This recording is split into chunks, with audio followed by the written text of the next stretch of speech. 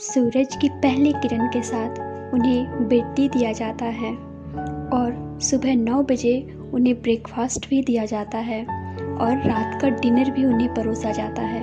उनके जूते आज भी पॉलिश होते हैं, उनका कपड़ा आज भी प्रेस किया जाता है। अब आप सोच रहे होंगे ना कि वो कौन है, तो चलिए हम बताते हैं। 1962 के भारत चीन युद्ध के में 72 घंटे तक अकेले बॉर्डर पर लड़कर शहीद होने वाले भारतीय सैनिक जसवंत सिंह आज भी अमर हैं। 24 घंटे उनकी सेवा में सेना के 5 जवान लगे रहते हैं। यही नहीं, रोज़ाना उनके जूते पॉलिश की जाती है और कपड़े भी प्रेस होते हैं। दरअसल उत्तराखंड के पौड़ी गढ़वाल जिले के बदायूं में 19 अगस्त 1941 को जसवंत सिंह रावत का जन्म हुआ था। उनके अंदर देश प्रेम इस कदर था कि वे 17 साल की उम्र में ही सेना में भर्ती होने चले गए, लेकिन उन्हें कम उम्र के कारण नहीं लिया गया। हालांकि बाजिद उम्र होने पर उन्हें 19 अगस्त 1960 में सेना में राइफलमैन के पद पर शामिल कर लिया गया और 14 सितंबर 1961 को जसवंत की ट्रेनिंग पूरी हुई। उसी के बाद यानी 17 नवंबर 1962 को चीन की सेना ने अरुणाचल प्रदेश पर कब्जा करने का उद्देश्य से हमला कर दिया।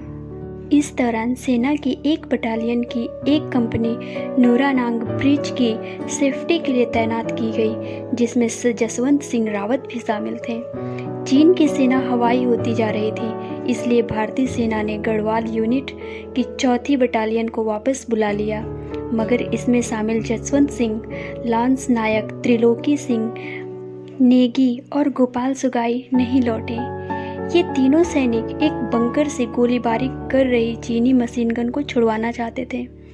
तीनों जवान चट्टानों और झाड़ियों में छिपकर भारी गोलाबारी से बचते हुए चीनी सेना के बंकर के करीब जा पहुंचे और महज 15 यार्ड की दूरी से हैंड ग्रेनेड फेंकते हुए दुश्मन सेना के कई सैनिकों को मारकर मशीन गन छीन लाए और इससे पूरी लड़ाई की दिशा ही बदल गई और चीन का अरुणाचल प्रदेश को जीतने का सपना पूरा नहीं हो सका।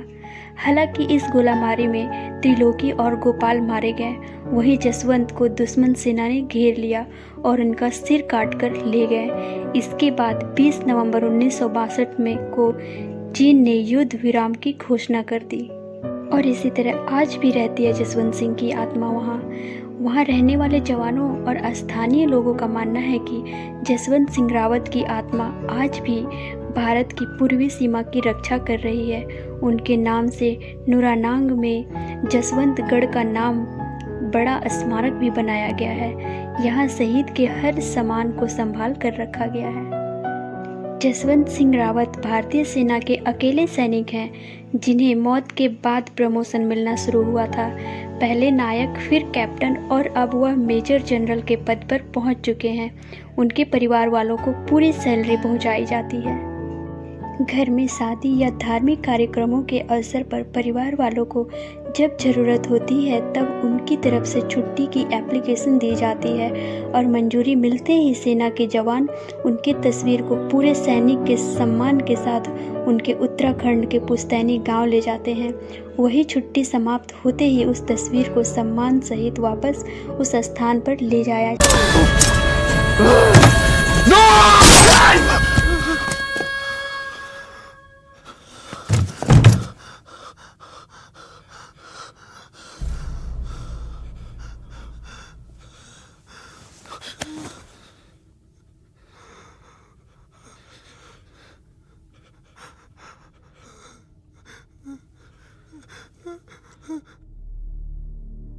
और दूसरी मूवी है पिकेट 43। इसका